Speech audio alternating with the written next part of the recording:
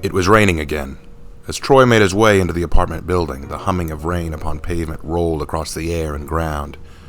His coat was wet, and his hat barely kept any of the water off of his face as he slipped into the door and closed it behind him. His eyes turned to the mailboxes by the door, and he saw the one marked Frost. "Room 4, he whispered to himself as he strode up the stairs to find Elizabeth's room. As he approached, he gave a long sigh and finally rapped his knuckles on the wooden door.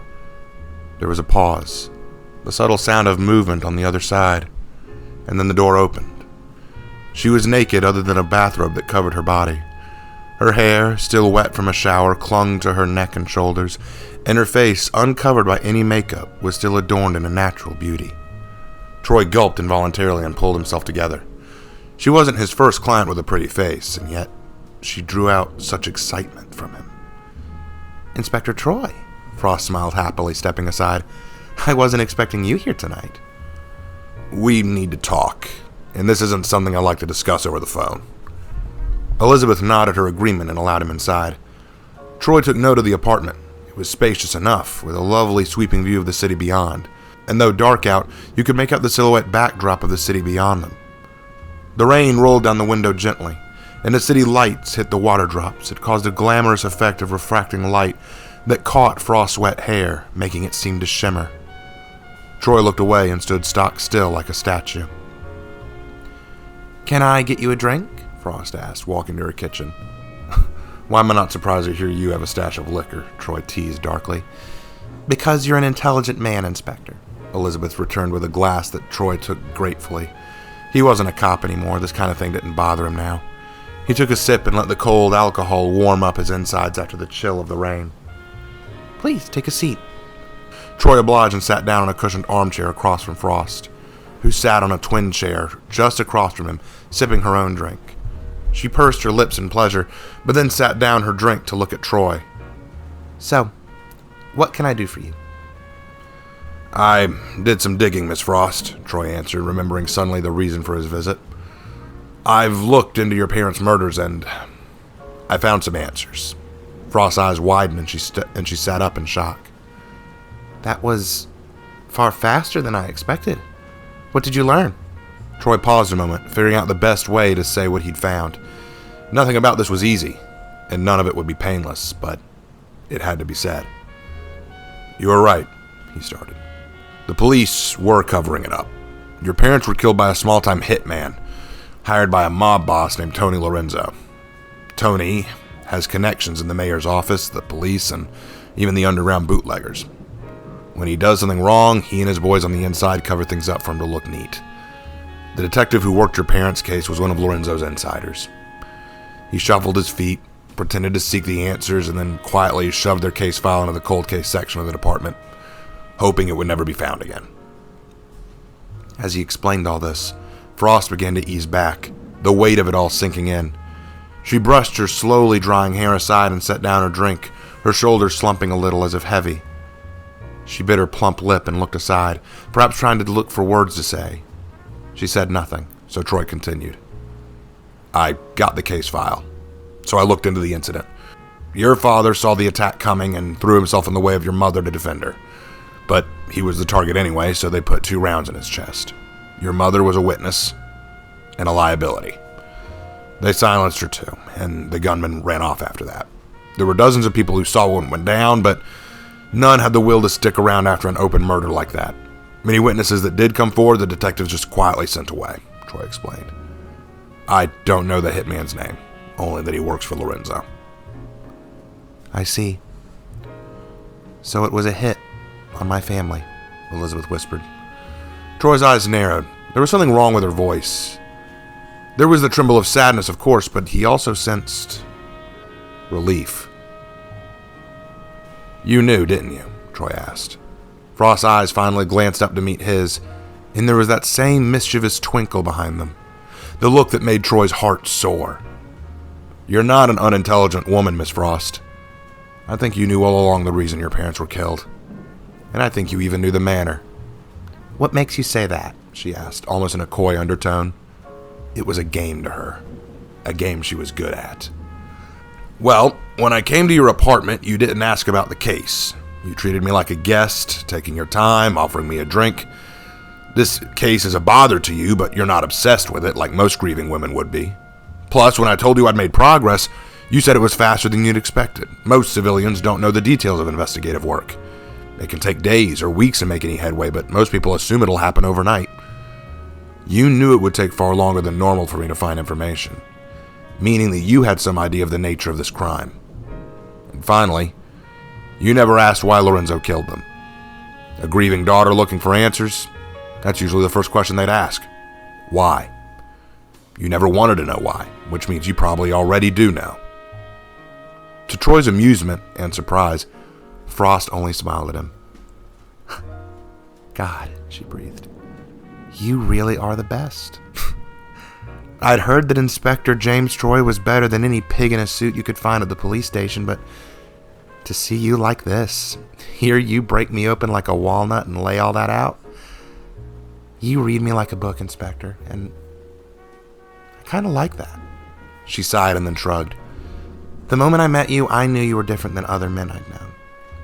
You were to the point, so naively focused on the case. You took it even more seriously than I think I even did. How do you mean? Troy asked, leaning forward a little. My father was a factory worker. He pulled late shifts, always home late, but factories after dark can be good meetup spots for the mob to meet and do shady deals.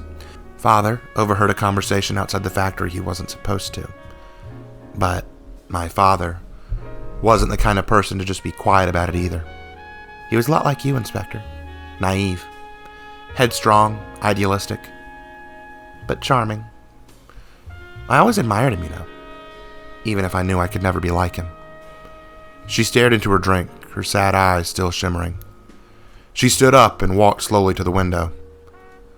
Mom had begged him to just forget what he heard, but he wouldn't. He said he would testify. A good man, Troy agreed. A very good man, Frost nodded. So you knew this whole time it was a hit. And you probably also know there's nothing I can do about it. Frost didn't say anything, just stared at her glass while looking towards the window. I'm not a cop. I can't pursue this case and make an arrest. And even if I was, there's no doubt the DA's office would cover it all up. Lorenzo's almost untouchable. And I lack the power or the means to do anything. But you knew that from the start. All I could give you was a name. For what? What did you want this for, Frost? Revenge? Frost laughed a breathy chuckle and shook her head. She set her glass down, and at last, and then looked to the window once more, just smiling out at the water and the rain. You don't know much about women, do you, Inspector? I don't have much experience with them, Troy shrugged. She then turned to look at him. Then let me give you your first lesson, she whispered loud enough to be heard, but soft enough to carry that same air of allure. For most women, it's not about winning. It's about being right. I don't follow. We don't live in a fairy tale, Inspector. In this world, there are no knights in shining armor rushing to save a girl like me or her family. And I'm certainly no princess. I lost that innocent opportunity a long time ago. She giggled at Troy's expression. I'm still a virgin, if that was your concern. But this city, it does violate just in every other way possible. There aren't happy endings for people like you and me. We have to take the wins with the losses. We accept the pain of death, but we also have to recognize there's precious little justice we can take for ourselves. I could shoot every mob boss in this cursed city, and it wouldn't bring me any comfort. It wouldn't bring my family back. But I still needed to know. I had to be sure. So you hired me for closure? That, yes, and honestly, I dared to believe there could still be a righteous man who cared about someone like me. She whispered without a shred of irony or mirth. You're a fascinating man, James Troy. I didn't think there was a man in this city who would take a case like this, or care about a woman like me with no station, no wealth, and no value. Value isn't about how much money you have or your position in life, Miss Frost, Troy answered. There it is again, that naivety. Don't ever lose that, Inspector. It's cute. And I like that about you. Of course value's about who you are and what you stand on the echelon. That's why Tony Lorenzo can hire men to kill innocent people without fear of punishment. Why simple factory workers like my father can be gunned down on the street and the police look the other way. Why a little girl with no money and no education has to run errands for bootleggers and reprobates just to keep herself and her family alive. Like I said, Inspector, this city will violate you. There's no happy endings for us. Just happy moments. Like this one. So no, Inspector, it wasn't just revenge. Revenge wouldn't get me anything. I just had to know. Troy sat silently, letting her talk. He felt like she'd wanted to say this for a long time. When she stopped speaking, he glanced up at her to see her facing the window again, hiding the tears in her eyes. So you have closure now. Are you satisfied? I am, Inspector, she nodded. Even if my family never gets justice, I know the truth, and that's enough for now. Besides, it made me realize that in this shithole of a city, there's one righteous man that I know I can depend on. She turned her gaze back to Troy and he gulped again. Her hair was now dry, and her moist body was barely covered up by the bathrobe. If he stayed too much longer, he didn't know what might happen. I was just doing my job, he grumbled. Inspector, Elizabeth sighed, walking closer to him. Forgive me, but did no one ever get closure for you? Me? You carry a weight on your chest, Inspector. I can see it in the way you act and talk. You have your own demons the city put on you. Did no one ever give you the answers you needed?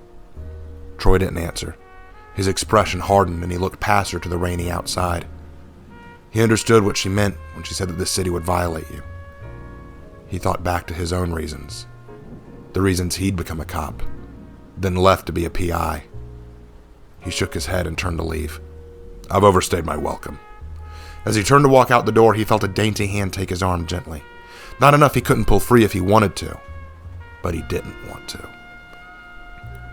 How long can the steel gaze and iron skin last? You're a knight in shining armor, Mr. Troy, but you're not invincible. Someday, somehow, you'll need someone to catch you when the burden makes you fall. When that happens, that's when I know I don't have a future in private investigations anymore, Troy answered her. She finally let him go, but he didn't move. His gaze turned back to her. She smiled sadly and shook her head.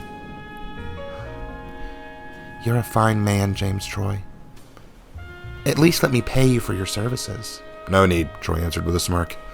I couldn't catch the guy who killed your parents, so technically I didn't finish the job.